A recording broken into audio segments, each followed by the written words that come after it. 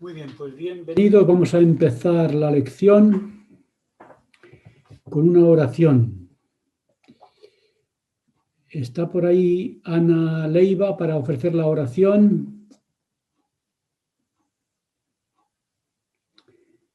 Ana Leiva, ¿estás preparada? Sí. Pues entonces nos ofreces por favor la primera oración y empezamos la lección. Vale.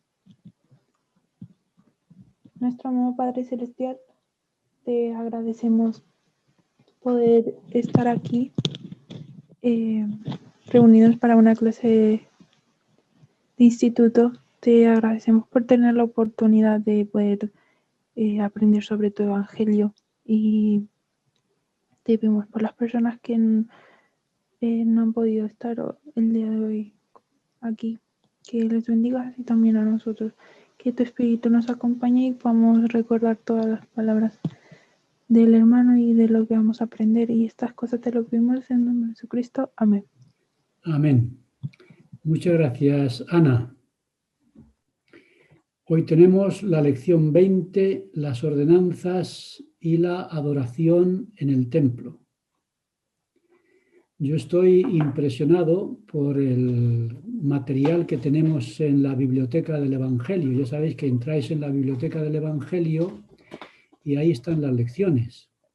Hay material muy interesante. Yo nunca he visto un manual tan completo como lo que ofrece la biblioteca del Evangelio con este curso, que incluso termina con un par de artículos sobre la masonería y el templo, porque hay muchos asuntos o preguntas relacionadas con la conexión posible entre los masones y las ordenanzas del templo.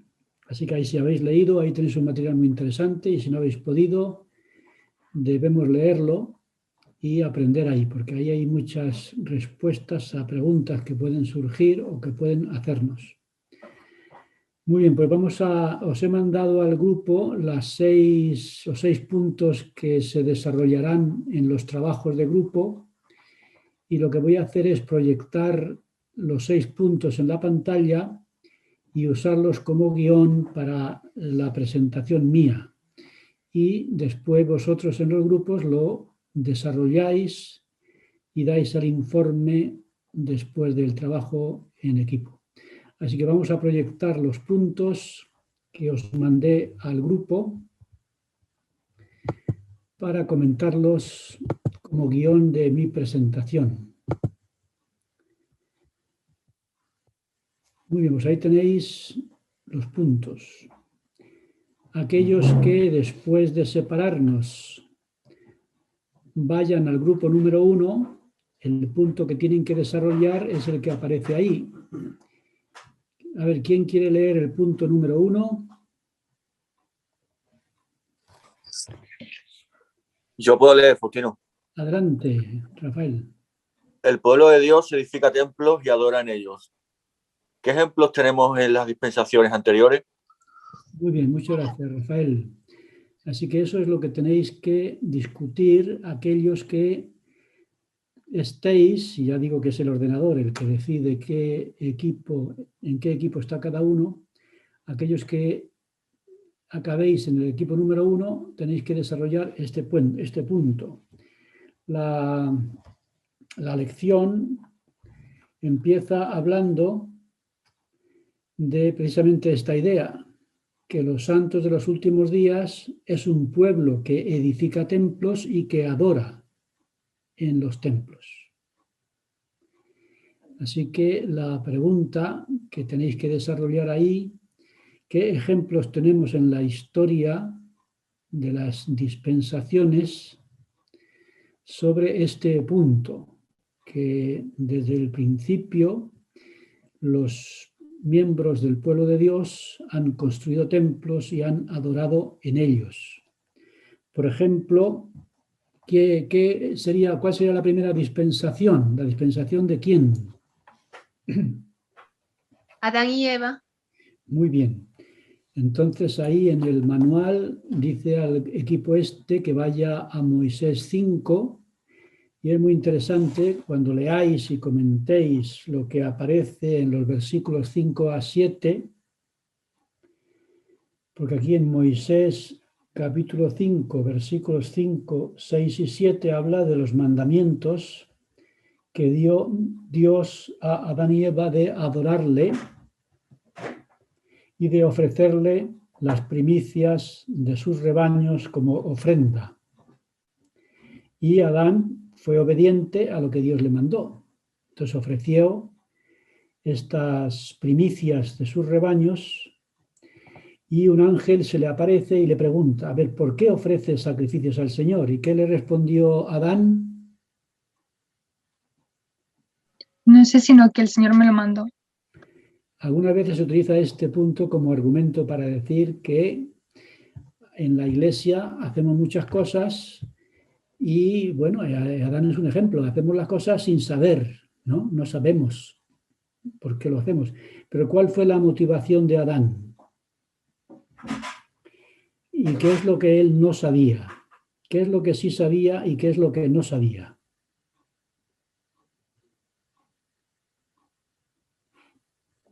Es el primer ejemplo de alguien que ofrece las primicias en el templo. En este caso era un altar, pero aquello era simbólico del templo.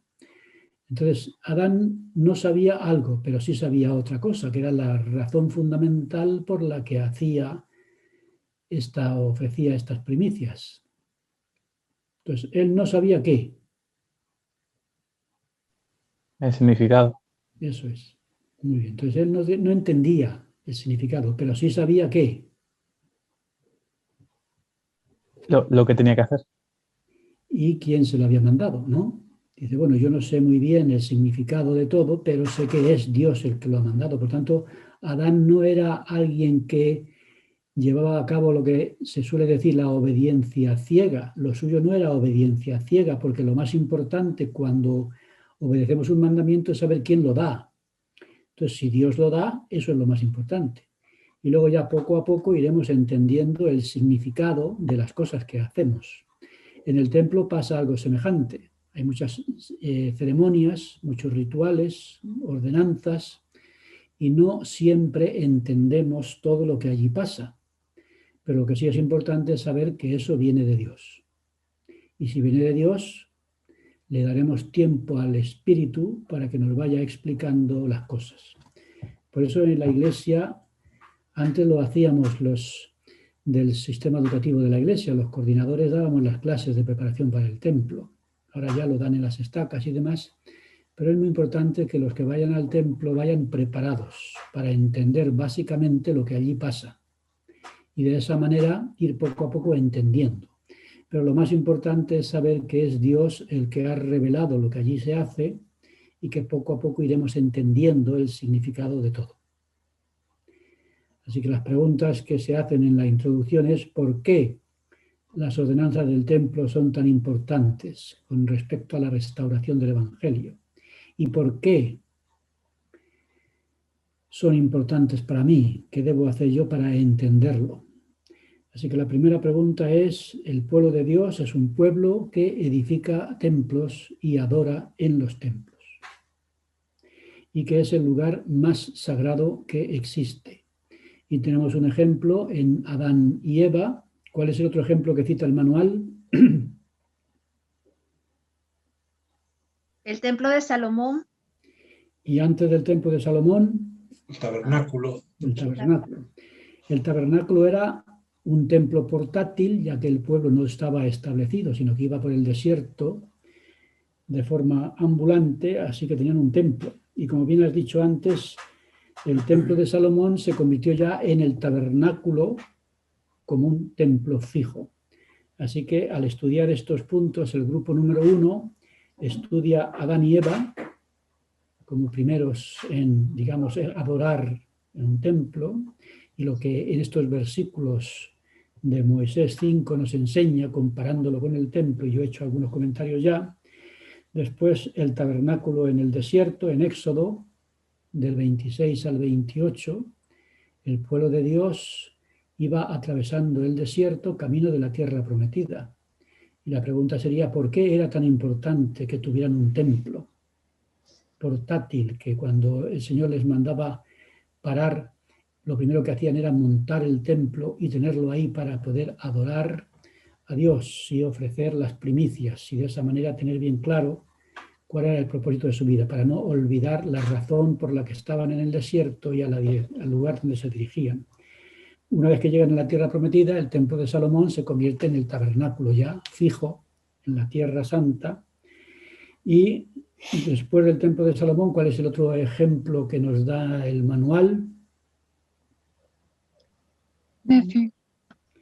Vamos a Nefi y nos encontramos con el rey Benjamín predicando a los nefitas.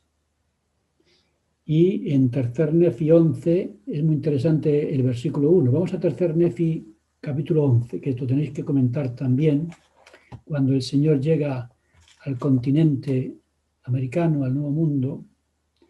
Y en tercer Nefi 11, que es donde se habla de la llegada del Señor.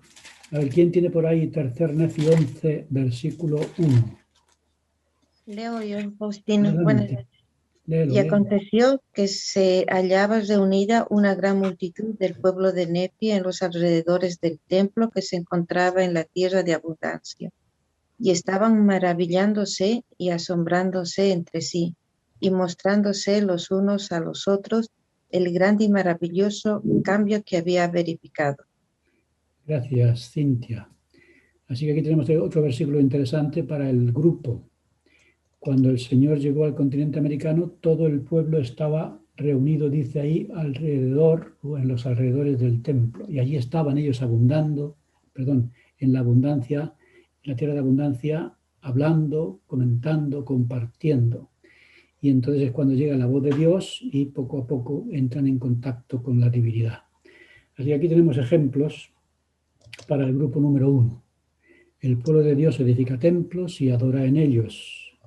Ejemplos que encontramos y lo que aprendemos en algunos de estos ejemplos. Hasta que llegamos a nuestra dispensación, que sería el punto 2. ¿Alguien quiere hacer algún comentario que sirva de ayuda al grupo número 1 cuando tenga que sentarse a debatir el punto de lo que habéis leído? Porque a lo mejor a ti no te toca ese grupo, pero lo que digas ahora le ayudaría al grupo cuando vayan a debatirlo. ¿Algún punto que queráis comentar antes de pasar al 2? Hombre, los templos siempre parecieron un acto que exige más fe de los santos, porque si a lo mejor hay gente hoy en día que le cuesta trabajo creer los templos, ¿dónde está la Biblia? No sé qué, que hay mucho en la Biblia, peor lo tenían los hijos de Israel, porque si dijeran ellos, ¿dónde estaban en nuestros papiros esto? Bueno, pues no tenían así muchos indicios de templos anteriores, había lugares santos, pero no un templo. Entonces, el templo siempre saca lo mejor de nosotros, entre otras cosas la fe, porque tenemos que seguir lo que se nos dice, pero no siempre podemos ir a preguntar, ¿y dónde está capítulo y versículo? No, el Señor lo ha dicho a través de su siervo, y más vale que lo hagamos. Muy bien, Jorge. Y estos ejemplos que aparecen aquí en el manual ayudan, ¿no?, a tener esa referencia de los templos. Ya os comentaba yo que en la época de Israel había solamente un templo y se vivía con esa idea, un solo templo y todo el mundo en peregrinación al templo, por lo menos una vez en la vida, como los que iban a la Kaaba, ¿no? Entonces, en la última dispensación no es así. La Iglesia está construyendo muchos templos continuamente y se seguirán construyendo en el milenio, porque la idea es que los templos se acerquen a las personas y no las personas al templo. Y la pregunta es ¿por qué? ¿Por qué es tan importante? ¿Qué ejemplos tenemos en las dispensaciones anteriores? Porque la pregunta número 2 va ya con nuestra dispensación. Muchas gracias, Jorge. ¿Un comentario más antes de pasar al punto 2? ¿Alguien quiere hacer alguna aportación para ayudar al equipo número 1, que lo tiene un poco complicado? Pues vamos al punto número 2. A ver, a los que les toque el punto 2 tendrán que desarrollar este punto que dice. ¿Quién lo va a leer?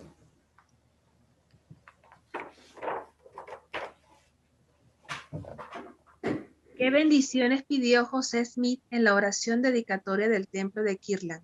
Muy bien. ¿En qué sección está la dedicación del templo? Doctrinas y Convenios 109. Muy bien, Pilar. Entonces, en la sección 109, esa oración dedicatoria que se dio, como dice el manual, el 27 de marzo de 1836, leemos las bendiciones que pidió José Smith en la oración. En el manual habla de los versículos 13 y versículos 22 a 26. Así que este grupo tendrán que entrar en la sección 109, la oración dedicatoria, y buscar en ella esas bendiciones que José Smith pidió mediante su oración. Y estas bendiciones se aplican a nuestra vida. Cuando vamos al templo, estas son las bendiciones que se espera que recibamos como fruto de ir al templo a adorar. Y yo aquí he contado, por ejemplo, 1, 2, 3, 4, 5, 6, 7 bendiciones, que luego comenta la hermana Stevens, de la presidencia de la primaria de la Iglesia, que lo resume en el que sentiremos el amor de Dios y también su protección. Así que en ese punto número 2, si habéis leído lo que dice el manual, ahí encontramos puntos muy interesantes que el grupo 2 tendrá que debatir. ¿Alguien quiere añadir? Yo no quiero decir mucho para no, digamos, entorpecer la investigación del equipo número 2, pero vosotros podéis aportar algo que ayude a este equipo a sacar petróleo de este punto, que luego compartan con el grupo grande. A ver, ¿qué bendiciones pidió José Smith? ¿Qué bendiciones obtenemos cuando adoramos al Señor en el templo que podamos tener en cuenta y debamos tener en cuenta en nuestra propia experiencia cuando vamos o vayamos al templo? En el versículo 22 dice que cuando salgamos de esa casa lo hagamos armados con su poder y que el nombre de Cristo esté sobre ellos. Esa es una grandísima bendición. Salir del templo protegidos, ¿no? Sí, La contra gloria. las tentaciones. Muy bien.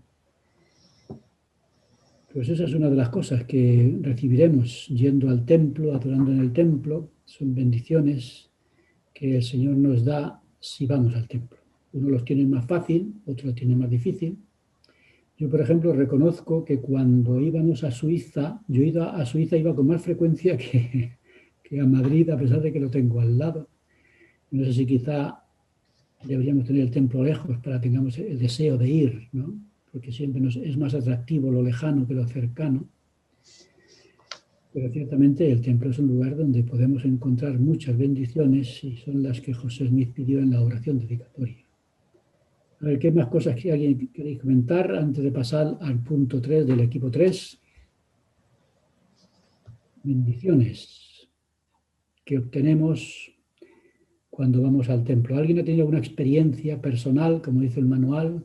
¿Alguien que haya ido al templo y haya tenido una bendición específica que haya conseguido yendo al templo?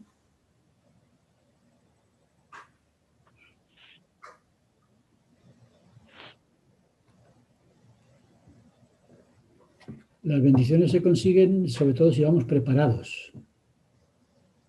Hay personas que van al templo, no van bien preparados, no los han preparado adecuadamente, se llevan una sorpresa y algunos no vuelven más porque vuelven asustados. Y eso no es una cosa excepcional. El presidente David O. McKay recuerda que cuando él fue al templo por primera vez se asustó un poco, porque no es aquello algo a lo que él estuviera acostumbrado. Por eso es importante entender qué es el templo, qué pasa en el templo, qué es toda la simbología del templo, porque yo me acuerdo cuando me bauticé en la iglesia, yo venía de la iglesia católica. En la iglesia católica y ahí estaba la Virgen y estaban los Cristos y había cuadros, había muchas cosas. Y de repente llego a la iglesia, me meto en un salón sacramental, los misioneros, y allí no había nada en las paredes. Entonces me di cuenta de una gran diferencia entre la iglesia católica y la iglesia de Jesucristo, entre la capilla católica y la capilla de los mormones. Y por tanto esa sencillez se rompe de repente cuando vas al templo, donde aparecen multitud de ceremonias, multitud de vestidos, de simbología y demás, y algunos se llevan ahí un susto cuando cambian ese ambiente del salón sacramental con los los cuartos del templo. Por eso es importante ir preparados al templo y que todos los que vayan previamente hayan tenido las lecciones de preparación. Y cuando vamos al templo, pues recibimos muchas bendiciones. Cuanto más preparados estemos, más bendiciones conseguimos. ¿Algún comentario? Bueno, cuando yo voy al templo, he aprendido, como usted lo dice, hermano Faustino, a prepararme y consigo respuestas, ¿no? Muchas veces son respondidas inmediatamente, otras veces se tardan, pero sí he logrado encontrar esa paz y encontrar pues el camino. Es como ver el camino, como que se me abriera el camino hacia lo que tengo que hacer para resolver un problema muy específico. Me ha pasado. Y eso tiene que ver con la revelación, ¿no? Dice que el templo es un lugar de revelación. Tú vas al templo, has ido al templo y muchas cosas que no entendías vas entendiendo, revelaciones que llegan porque el ambiente es más propicio para que el Espíritu nos revele cosas que quizá fuera del templo no hemos podido percibir. Muy bien, pues ese sería el punto número 2. Y el punto número 3, Doctrina y Convenios 124. ¿Qué nos enseña el Señor en esta sección, en esta revelación sobre las razones de construir templos en nuestros días? Tengo aquí en las notas que tomé de la lección, ¿por qué construir templos en estos días? Y yo he apuntado aquí, por ejemplo, 1, 2, 3, 4, 5. 5 razones, más las que se puedan encontrar en el manual o en la lección, para que la Iglesia siga construyendo templos. Alguien podría decir, bueno, es que en esta época, el siglo XXI, ya los templos han quedado un poquito anticuados, eso ya es algo del pasado. Bueno, pues la Iglesia sigue construyendo templos y la pregunta de este punto 3 es, ¿por qué? ¿Por qué seguimos construyendo templos? ¿Cuál es el papel de un templo en estos últimos días, en esta época de la tecnología? Y quizá nos cueste trabajo entender el papel de un templo en esta época. Pero el equipo número 3 tiene que desvelarnos ese misterio. Con el estudio de la sección 124 responderá a la pregunta, ¿cuáles son las razones que da el Señor para que construyamos templos hoy en día? ¿Algún comentario sobre este punto 3 que ayude al equipo número 3?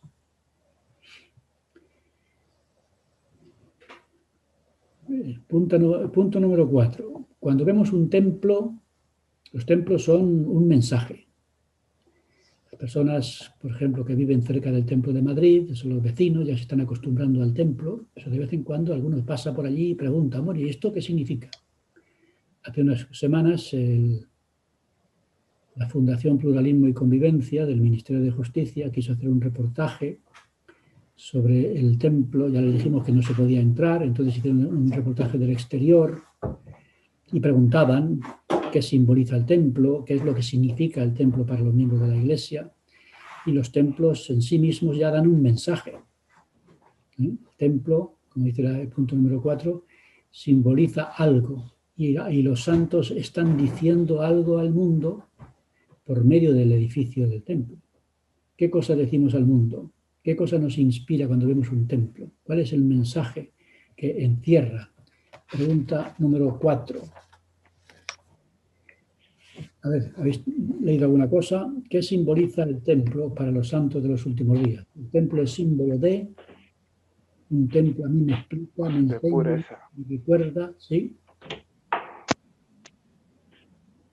Alguien decía algo y se arrepintió. Cuando veo el templo, ¿qué es lo que me recuerda? ¿Qué es lo que me comunica? ¿Qué es lo que me revela? ¿Qué es lo que me enseña? Donde dice la casa del Señor. Entonces es su casa. Entonces me recuerda que Dios tiene ahí su casa, ¿no? Sí, Dani fue el que habló y dijo de pureza. A ver, que se va la voz. Que Dani dijo que de pureza. Pasa que no se le escuchó. Él fue el que antes... Ah, pensé que era un ruido y no una voz. No me llegó bien. Muchas gracias, Jesús. Entonces Ángel ha dicho que es un símbolo de pureza. No, Dani Dani ha dicho que es un símbolo de pureza, así que nos recuerda especialmente el templo tan blanco nos recuerda la importancia de ser puros, y eso es un mensaje automático, nada más verlo, ¿no? Muy bien, gracias Dani y Jesús. ¿Qué más? Cuando veo el templo me dice y dice a los que lo ven que los miembros de la Iglesia de Jesucristo... A mí me gusta una cita de la lección que decía que era el lugar de adoración más sagrado sobre la tierra. Entonces, para mí representa eso, ¿no? Un lugar en el que realmente me puedo acercar más a los cielos, ¿no? Es como está en la tierra, pero realmente no es un sitio terrenal, ¿no? Se acerca más a lo celestial.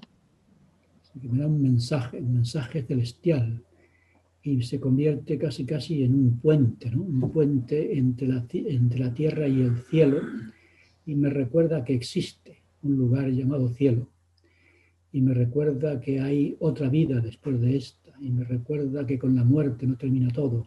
Hay muchas cosas ahí importantes que uno recibe y que puede servir de consuelo en ciertos momentos, ¿no? Nos ayuda a recordar que la vida continúa,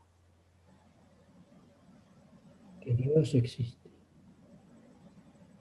que Él tiene su casa ahí, pero que existe una casa eterna más allá. Nos anuncia que hay algo más allá de la muerte. Por tanto, yo creo que el templo hoy es un mensaje muy importante para las personas que lo ven. Así que el punto número 4, el equipo número 4 tiene ahí un tema interesante. ¿Qué es lo que nos inspira o debería inspirarnos un templo? El punto número 5, para el equipo 5, habla de la investidura. ¿Qué significa investidura? Investir. ¿Qué significa investir?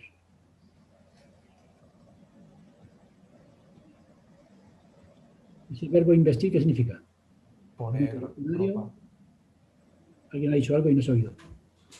Algo así como poner ropa. Poner ropa sería vestir, ¿no? Investir es... ¿Como armadura? Una armadura. El verbo investir es otorgar, ¿no? Es conceder. Dice el manual que es el equivalente a la palabra don, ¿no? La investidura significa recepción de dones. ¿Qué dones se reciben al participar de la ordenanza de la investidura? Ese es un punto para el equipo número 5. La investidura es un don. Yo he puesto aquí en mis notas 1, 2, 3, 4, 5 cosas que he descubierto en el manual de los dones que recibimos cuando participamos de la investidura, de esta ordenanza, de este rito tan importante. Eso era algo que nunca había sabido. Es la primera vez, gracias al material de esta clase, que aprendí que la investidura son dones que se te conceden y antes nunca lo había sabido. Muy bien, gracias Raquel. Es verdad que en este manual hay muchas cosas interesantísimas, ¿no? Del templo. Y es lo que estamos comentando. Si yo me preparo bien, cuando voy al templo puedo aprovechar mejor la experiencia. Y a lo mejor voy a participar de la ceremonia de la investidura y como me he preparado mejor, aprovecho mejor la experiencia. De las cosas que Dios me concede. Por eso investir significa otorgar, conceder. Y se conceden dones. Y esos dones están ahí, en la ceremonia, en el rito, en la ordenanza. Y el equipo número 5 tiene que desarrollar este punto. ¿Qué dones se reciben al participar de la ordenanza de la investidura? ¿Algún comentario que sea de ayuda para aquellos que se conviertan en el equipo número 5? Yo creo que, perdón, que al igual que cuando estudiamos las escrituras recibimos un poco de aquí y un poco de allá, cuando vamos al templo, y no solo una vez, sino vamos con asiduidad, pues entonces vamos recibiendo un poco de aquí, un poco de allá, y nuestro entendimiento se abre y cada vez son más comprensibles las enseñanzas del Señor. Y luego, sobre todo, después de ir al templo, cuando estamos en casa estudiando las escrituras, yo creo que a veces es cuando más revelación se recibe, o entendimiento de lo que en el templo hemos visto. A mí me gusta ir y anotar preguntas para luego poder estudiar cosas que quiero saber más. Entonces luego eso, cada vez que vas estudiando en casa y luego regresas, pues vas recibiendo más entendimiento. Gracias, Pilar. Estamos preparados y aprendemos mucho más.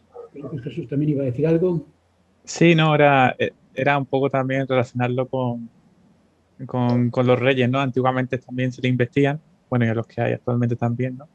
Entonces tiene un poco de relación, ¿no? Con lo que solemos hacer, sobre todo por la definición que pone, ¿no? Que dice que es conferir a alguien una dignidad o cargo importante.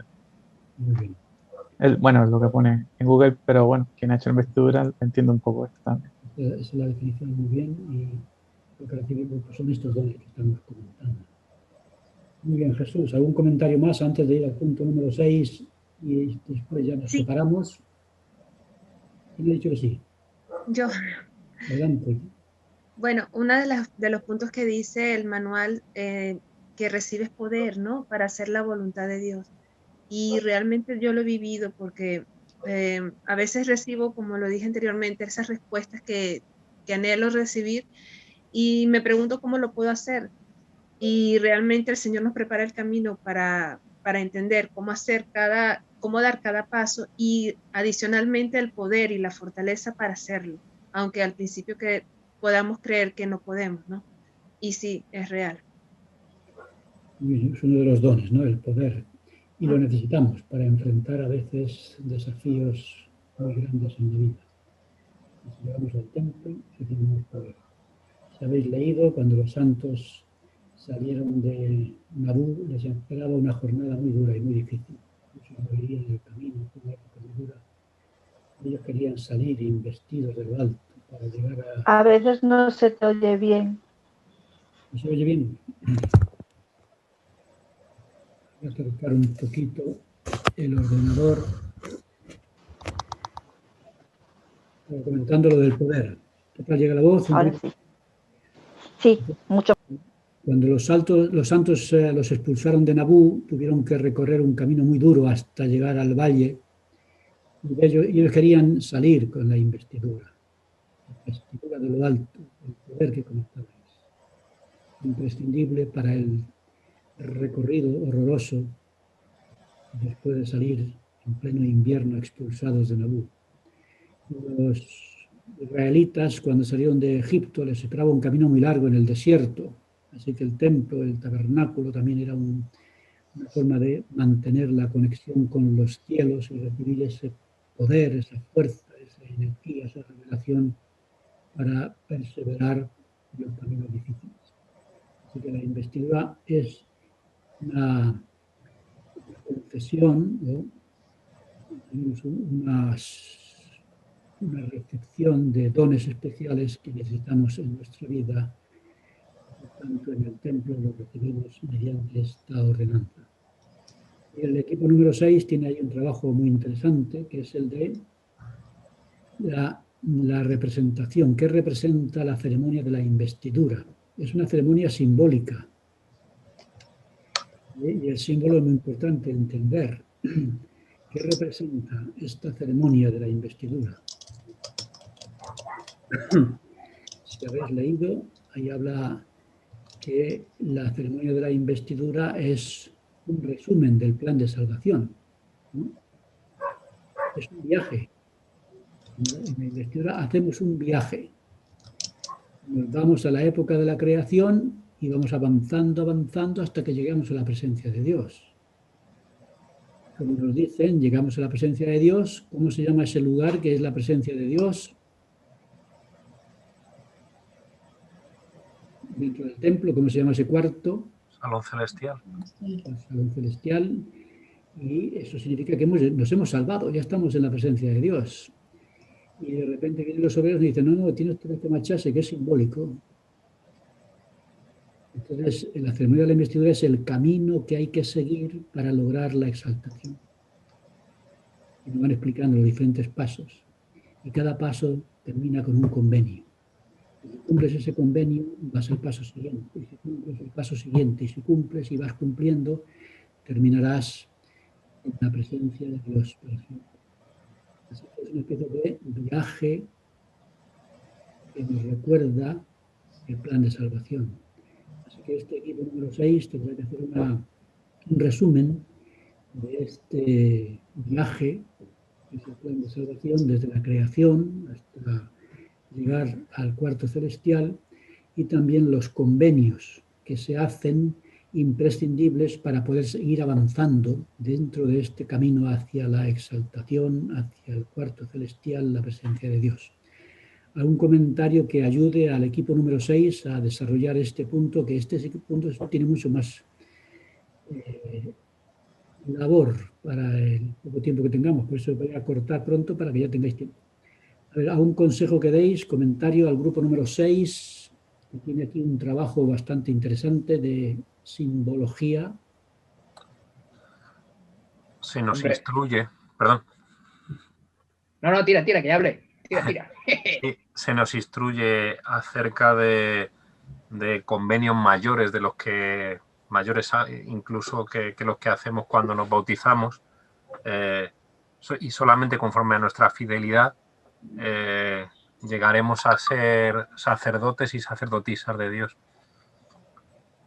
Y además nos dan ahí en el manual un listado de los convenios que hacemos. Muy bien, Jorge, ¿qué más? No, iba a decir que generalmente cuando hablas con gente religiosa, todos tienen la idea de un cielo, y gente muy religiosa pues tiene la idea de que se va al cielo, pero lo que nunca escucho es cómo se va al cielo. Entonces, nuestra iglesia tiene suerte porque en el templo te explican cómo se va al cielo, y además detalladamente. Entonces, de alguna manera, no es, bueno, te mueres y, bueno, por una forma que no está explicada, apareces en el cielo. No, nosotros lo tenemos detallado. Y vas allí y se practica y se entiende y se explica. Entonces, siempre me hace pensar, porque ya para acabar, todo el mundo quiere ir al cielo, pero cómo se va, no te lo explican. Entonces, bueno, pues... Bueno, pues el equipo número 6 tiene que hacer lo que dice Jorge. ¿Cuál es el camino que llega al cielo? De una manera más sencilla, digo, bueno, pues para ir al cielo hay que morirse. Y luego dice aquel, todo el mundo quiere ir al cielo, pero nadie quiere morirse. Eso no puede ser, tenemos que morirnos, ¿no? Entonces, recordad lo que dijo José Smith, la diferencia entre la muerte de un niño y un adulto. Sí, que el adulto pasa más tiempo sobre la tierra. Y el niño se marcha antes de este miserable mundo. Es una perspectiva positiva de la muerte, ¿no? Y dijo algo así como que es librado antes de la crueldad de este mundo, algo así. Así que yo no he tenido suerte. Yo tengo 70 años y no hay manera de morirse. Se está muriendo todo el mundo y yo no acabo de morirme. Pero bueno. Y a lo mejor eres trasladado. Cuando venga el Señor eres arrebatado y no mueres. Vamos a ver si hay suerte y me arrebatan. Me arrebatan. Gracias, Raquel, muy amable. Muy bien. ¿Algún comentario más sobre el punto número 6 antes de trasladarnos todos? El cuarto nefita. También yo creo que lo que representa es las cosas que luego tenemos que llevar a cabo. Porque en el templo ves con símbolos, pero luego son cosas que uno personalmente tiene que llevar a cabo, a ponerlo como algo real en su vida. O sea, no es solo algo simbólico, sino que luego tú tienes que hacerlo efectivo en tu vida. ¿Te has comprometido? Pues ahora a la calle y a cumplirlo, ¿no? Gracias, Pilar. Muy bien, pues si alguien quiere añadir una cosa y si no, nos repartimos. Formamos los 6 grupos, ahí tenéis los 6 puntos para desarrollarlos. Yo os voy a ir visitando para ver si estáis trabajando o vagueando y después el representante nos hará un resumen. Creo que son puntos muy interesantes para presentar después en el equipo grande, como se suele decir. ¿Una pregunta o comentario o nos separamos? Bueno, pues como he dicho la hermana Amil, vamos a trasladarnos todos, cada uno a su equipo. Muy bien, pues adelante pues.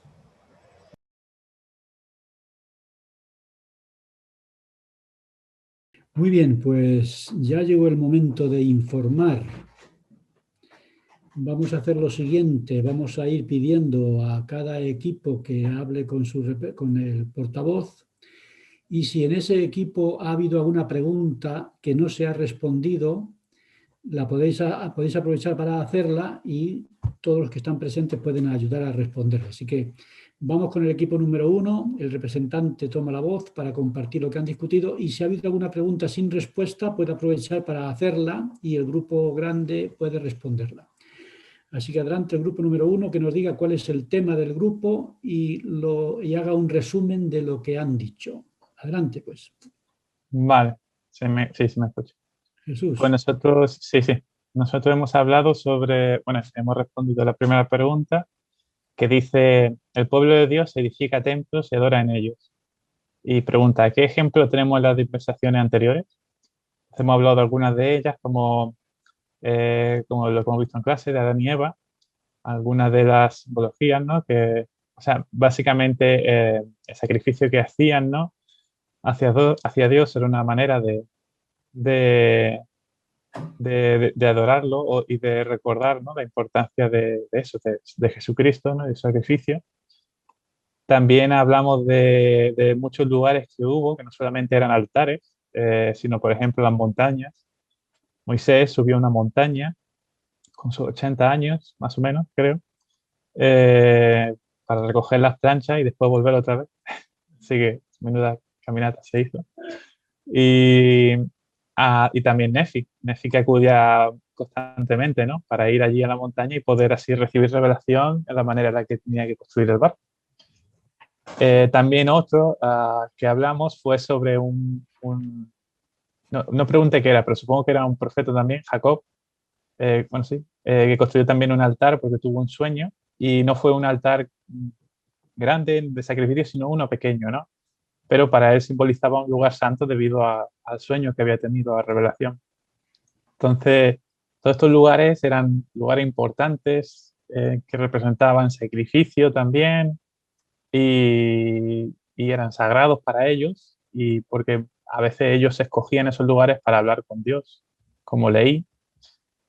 Y en cada uno de ellos pues hay simbologías como la que he dicho, ¿no? Que o eran en lugares elevados donde querían estar más cerca de Dios, o eran lugares que ellos mismos designaban propios para poder recibir revelación.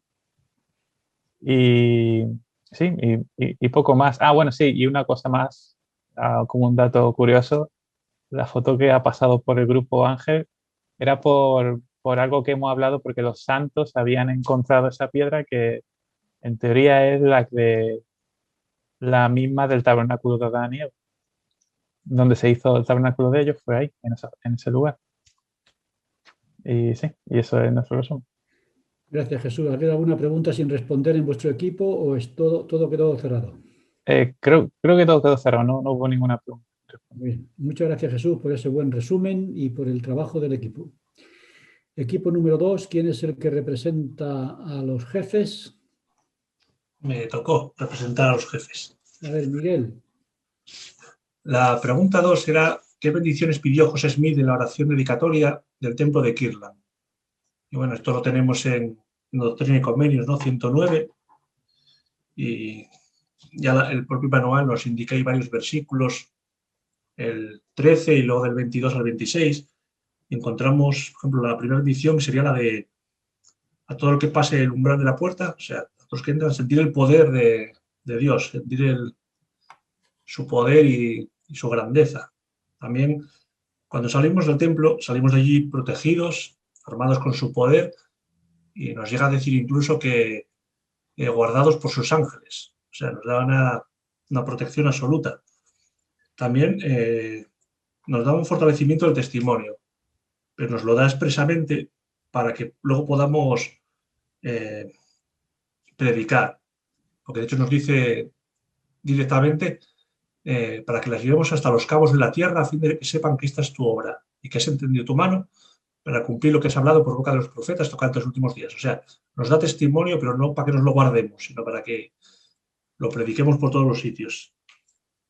Luego también nos hace miembros, comentó unos compañeros, que sería de la Iglesia de Jesucristo, la de mayúscula, porque no es una iglesia cualquiera, es la suya propia. Y nos da como un nombre propio, ¿no? Porque vamos a pertenecer justo a la iglesia original, la Iglesia de Jesucristo. Y esto va a ser así hasta el cumplimiento de los días. También nos va a dar la bendición también de, nuevamente, otra de protección, pero incluso de hacernos daño. Nadie puede ni herirnos, ni atacarnos, ni nada. Y por último, da una bendición un poco más general, que vuelve a darnos como otra bendición de protección, pero ya no es simplemente una bendición individual hacia nosotros, sino que nos bendice a todos como iglesia, para que la iglesia nunca pueda ser destruida y pueda prosperar por toda la tierra. Y bueno, estas son las bendiciones que pidió José Smith. Muy bien, Miguel. ¿Ha habido alguna pregunta en el grupo que quedara sin responder? Bueno. ¿Todo respondido allí? Callan ahora, eso es que sí. Muy bien. Pues muchas gracias, Miguel, por ese buen resumen y por el equipo que ha hecho un buen desarrollo. Equipo número 3. ¿Quién es el representante o la representante? Pues creo que no hemos elegido ningún representante. Pues está bastante callado. Pilar es la voluntaria. Si quieres hago un pequeño resumen. A ver, Pilar, ¿cuál era el tema de vuestro equipo? El tema en el grupo 3, la pregunta es ¿qué nos enseña el Señor en Doctrinas y Convenios 124 sobre las razones de construir templos en nuestros días? Y bueno, allí explica que el Señor pide que se construya una casa en estos días a su nombre para que Él pueda morar en ella, para que el Altísimo pueda morar allí. Entonces sabemos que cuando vamos allí, vamos a un lugar donde el Señor mora. Y para también restaurar todo lo que estaba perdido o lo que quitó o lo que estaba escondido desde antes de la fundación del mundo y que pertenece a la dispensación del cumplimiento de los tiempos. Entonces Él vino a restaurar todo y bueno, vemos como todas las llaves fueron restauradas en este cumplimiento de los tiempos, llaves que habían sido de diferentes dispensaciones, en esta dispensación se han reunido todas, ¿no? Y también dijo que es para realizar el bautismo por los muertos y demás ordenanzas de nuestros antepasados, que ya no se podrían realizar en ningún otro lugar, sino solo en lo que es en su casa. Y también han comentado que es un lugar de refugio y es donde podemos recibir la plenitud del sacerdocio. Entonces, las bendiciones del sacerdocio están a disposición de todo hombre y mujer dignos y para recibir el Espíritu Santo, obtener revelación personal y ser investidos en el templo, del cual saldremos armados con poder.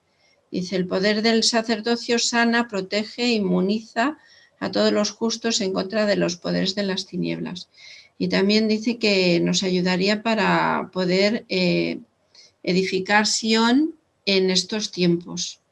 Entonces, bueno, más o menos este es el resumen. Gracias, Pilar. Era el equipo número 3, ¿no? Sí. ¿Alguna pregunta que surgiera en el equipo que no tuviera respuesta?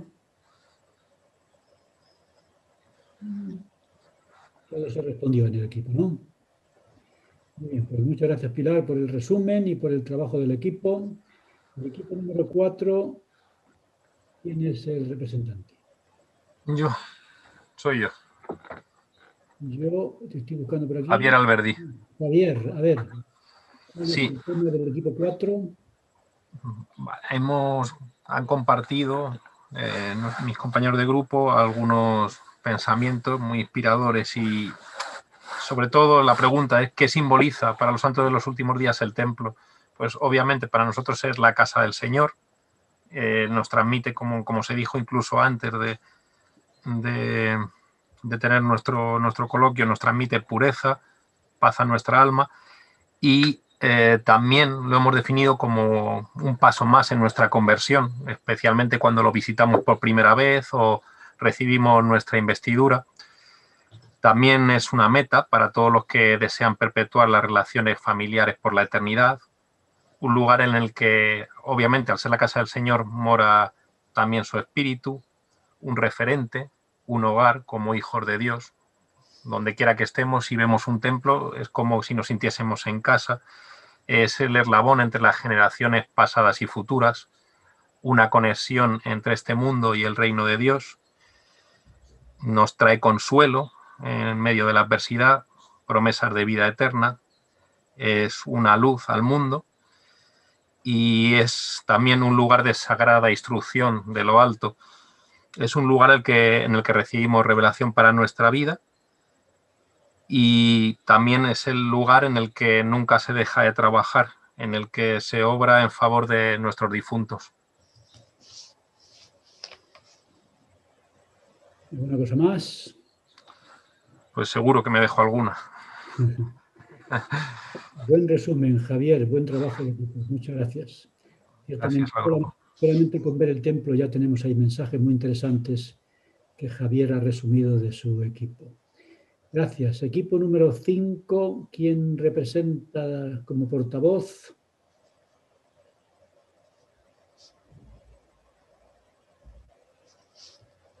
Nadie. El equipo número 5 no escogió a nadie. No me digáis. Si no hay nadie, tiene que haber un voluntario, por lo menos. ¿No era Josema? Josema, ¿eras Creo que sí. Del equipo? Igual marchó. Pues nada. No era yo. No seas cobarde. Yo puedo hablar, pero no era yo. ¿No era Josema? Creo que sí. Pero bueno. Bueno, no importa. Venga, vamos allá. En nuestro grupo se habló sobre la investidura, los dones que tenemos a causa de la investidura. Y estuvimos mencionando y dando testimonio incluso de algunas de las cosas que hemos visto que en nuestra vida significa la investidura, que es una protección celestial que recibimos, que es mucho más que una vestimenta, tiene mucho que ver más con lo sagrado que con lo físico.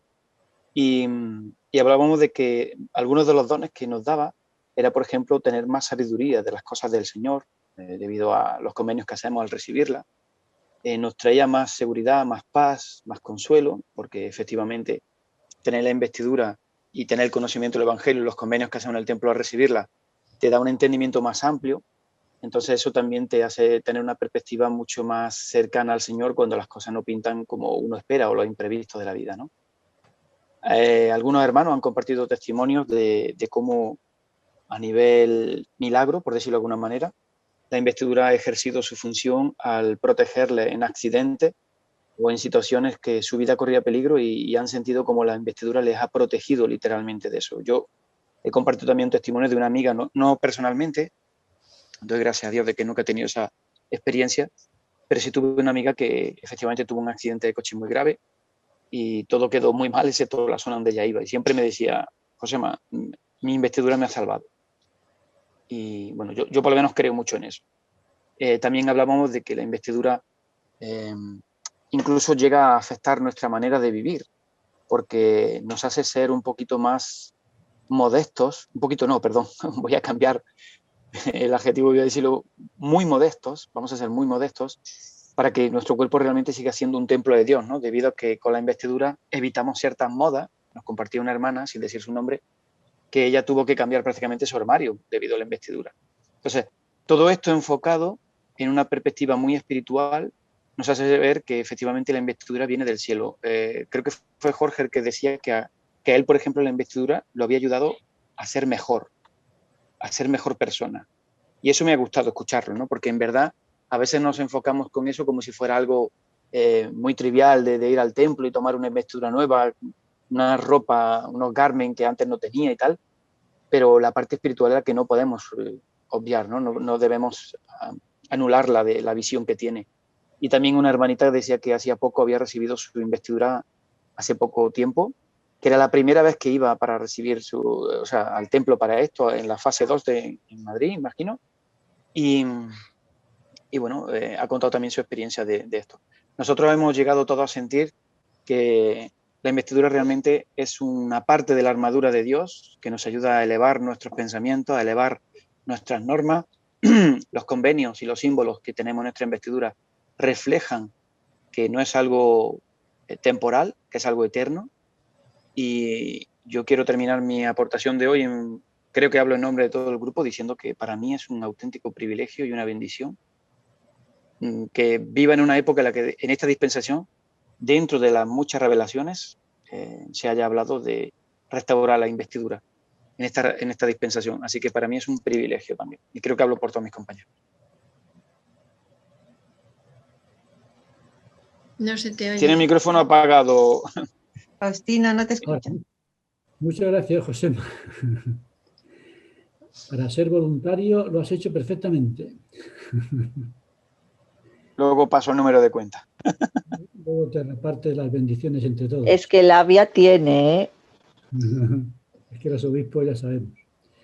Muy bien, pues muchas gracias, Joséma. Equipo número 6, ¿cuál es el tema y quién es el portavoz? Hola, ¿se me escucha? Adelante.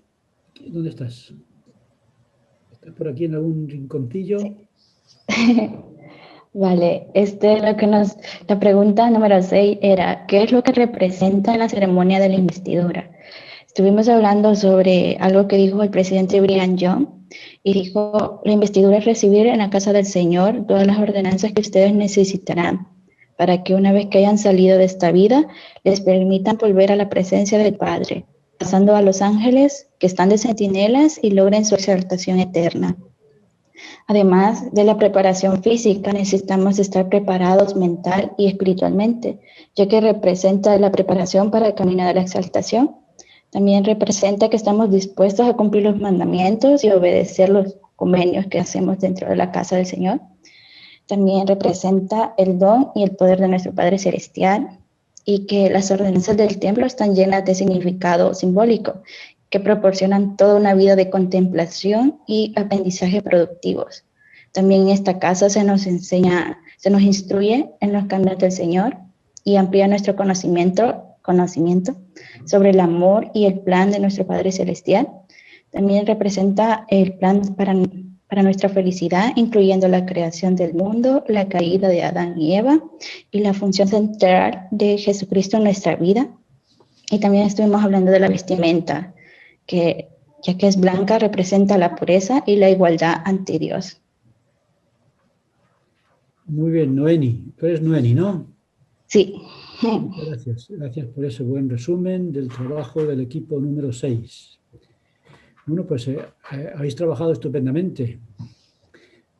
Tenemos unos minutos, así que si alguien quiere que digamos alguna cosa que no se ha dicho y que le gustaría compartir o alguna pregunta que ayude a aclarar, ahora que estamos todos reunidos, podemos aclararla entre todos. Así que unos minutos para compartir, preguntar o comentar. ¿Alguien quiere decir algo antes de que nos marchemos? A mí me gustaría comentar, Faustino, una cosa muy breve. Bien. Más que preguntar, comentar. Me encanta, aunque no digo que antes a lo mejor no fuese así, pero creo que en la era en la que vivimos con la tecnología y demás, en la era de la información, de Internet y demás, me encanta y de alguna manera me sorprende la cantidad de información que hay en la página de la Iglesia acerca del templo. Ya en su momento, cuando fui al templo y entré por primera vez en el año 2011, o 2012, perdón, pude ver que hay fotos del templo incluso cargadas en la página y no sé, es algo que me gusta, la transparencia de la Iglesia hacia algo tan sagrado. Siempre se nos dice en el templo que lo que sucede allí no es secreto, pero sí es sagrado. Y se conserva ese carácter sagrado incluso cuando se está aportando mucha información. El que quiere realmente saber mucho más del templo, aún sin visitarlo, aún sin ser miembro, puede llegar a descubrir muchas cosas del templo que están ahí, que la Iglesia la muestra. Y la jornada de puertas abiertas, por ejemplo, de un templo, yo creo que debe ser una ocasión muy especial. Yo no he tenido esa oportunidad, pero me imagino que que eso debe ser una experiencia única también para los que no son miembros. Muchas gracias, Javier. En las puertas abiertas del Templo de Madrid pasaron 100.000 personas. Me acuerdo yo de las colas que se formaban allí, de muchas personas que venían incluso de fuera de España para verlo. Yo fui una de ellas. ¿Tú fuiste una de ellas? Faustino, ¿puedo compartir una pequeña experiencia muy bonita que me pasó en la apertura del Templo de Madrid? ¿Qué te pasó, Josema? ¿Te dejaron entrar o no? Dedicación, sí, al final, no apertura. Sí. La dedicación, perdón, lleva razón. Gracias, Raquel. Menos mal que te tengo ahí. Pero fue una experiencia tan bonita que me gustaría compartirla porque para mí fue un regalo del Señor. Nosotros, mi esposa y yo, llegamos allí al templo a ver la dedicación del templo como todos los miembros y las personas que estaban allí. Y bueno, nos habíamos puesto en una sala donde estábamos sentados, ¿no? Entonces venía gente y estaban tan abarrotadas las salas que no había sitio. Y nosotros por educación nos levantamos y le dijimos a unas personas que habían allí que por favor se sentaran ellos. No, siéntense ustedes. No, por favor. Insistimos, siéntense ustedes. No se preocupe que nosotros podemos estar de pie. Nos quedamos mi esposa y yo de pie y un hermano que, bueno, estaba allí dentro del protocolo de atender a las personas que estábamos allí, se nos acercó y nos dijo, por favor, no pueden estar de pie, tienen que estar sentados, acompáñenme. Entonces fuimos siguiendo, nosotros no conocíamos todavía el templo por dentro, fuimos siguiéndole hasta que nos ubicó en un sitio donde nos sentó y estábamos en primera fila. Entonces, de repente me quedo sentado, todavía no pasaba nada, y miro a mi esposa y le digo, oye, ¿sabes dónde estamos? Y me dice ella, no, en el templo. Digo, sí, pero ¿sabes qué habitación es esta? Y dice, no. Digo, estamos en el cuarto celestial. Justo al decir eso, Faustino, entró el presidente Hinckley, el presidente Nelson, el presidente Hinckley, el presidente Holland y el presidente Monson. Si no recuerdo mal, creo que eran ellos tres, porque mi memoria ya no es tan buena. Y se sentaron justo ¿qué te digo?, a 1,5 metros de nosotros, y de verdad que fue un sentimiento de decir, esto ha sido por haberme levantado y dejar el sitio a otro. El Señor me ha bendecido y me ha traído al sitio donde voy a ver al profeta en primera persona, delante nuestra. Y nunca olvidaré ese momento, porque para mí fue un regalo conocer a nuestra autoridad general delante mía y con la mirada os puedo testificar que atravesaban el alma, atravesaban el espíritu, del espíritu que ellos traían. Gracias, Josema. Eso fue un premio por haberte levantado. Muy bien. Gracias por la experiencia. ¿Más cosas que queráis compartir antes de que nos despidamos en unos minutos? Yo que sé, ahora que estamos confinados y muchos templos pues no están cerrados y no están abiertos para todas las ordenanzas, y mucho se ha hecho cómo podemos acercar el templo a nuestras casas.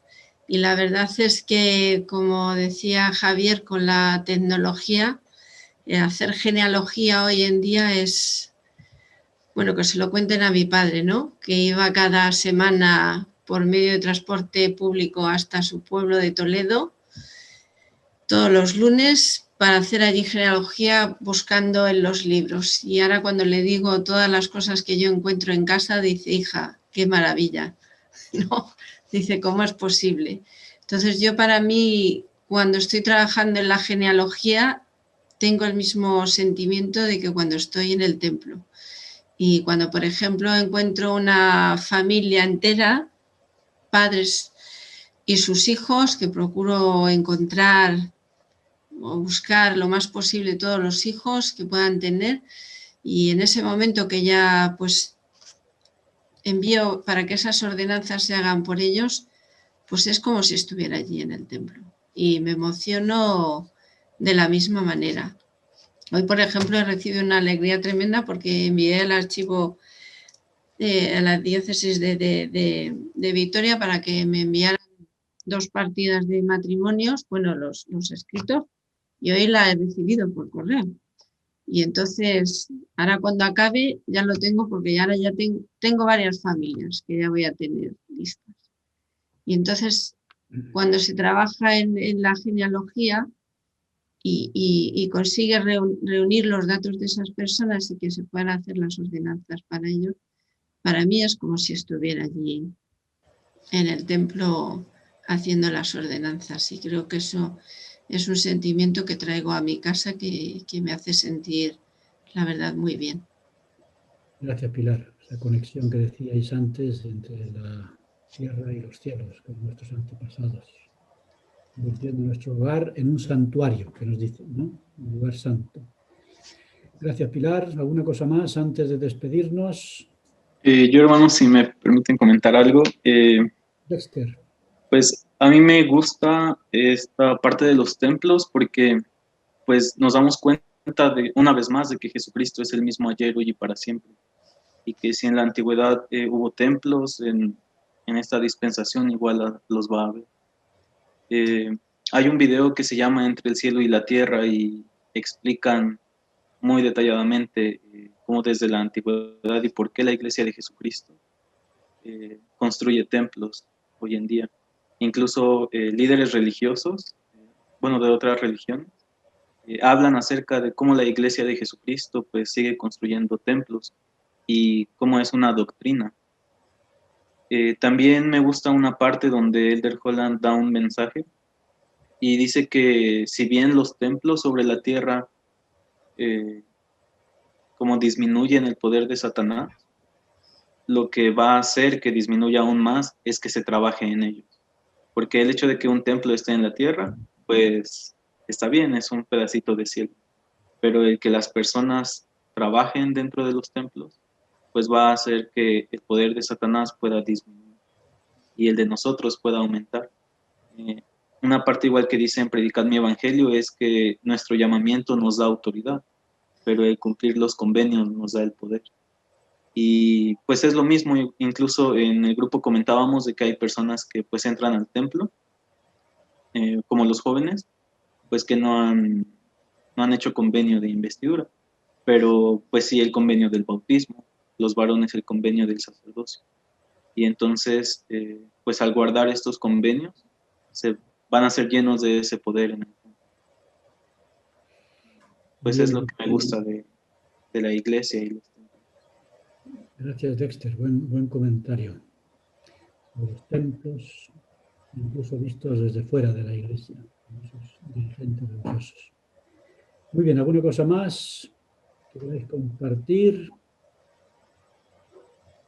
Pues, ¿cuál es el tema de la semana que viene? El matrimonio eterno y la familia. Muy bien, un tema fundamental en la iglesia. Así que vamos a hablar de los matrimonios y las familias eternas. Así que vamos a estudiarlo. Hay mucho material. Si lo dejamos para la última hora casi no da tiempo a leer todo. Es importante que aprovechemos al máximo el tiempo y hay muchos temas que quedan ahí para el estudio personal que no se pueden desarrollar naturalmente en el tiempo de hoy.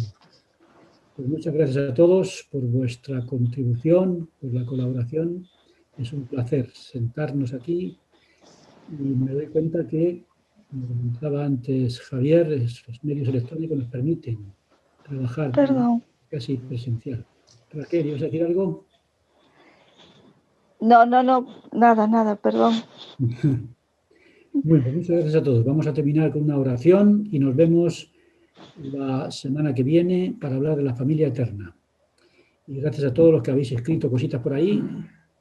Es un mensajito, no sé cómo se hace, pero veo que algunos tenéis mucho talento para mandar mensajes ahí en la pantalla que nos permite comunicarnos de diferentes maneras. Así que muchas gracias a todos. Vamos a ver, por ejemplo, no sé si está Alondra Bayona, ¿está por ahí? Sí, aquí. Alondra, ¿nos ofreces tú la última oración? Sí, claro, está bien.